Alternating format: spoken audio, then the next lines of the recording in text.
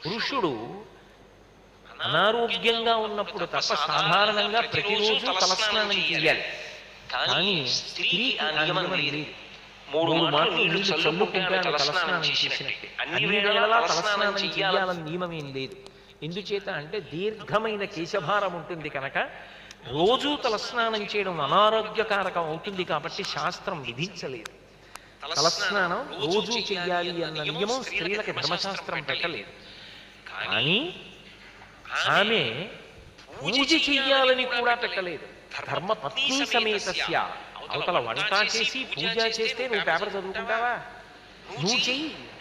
అందుకే ధర్మపత్ని సమేతస్య, నువ్వు కూర్చుని చేస్తే ఆమె నీ పక్కన కూర్చున్నట్టే లెక్క.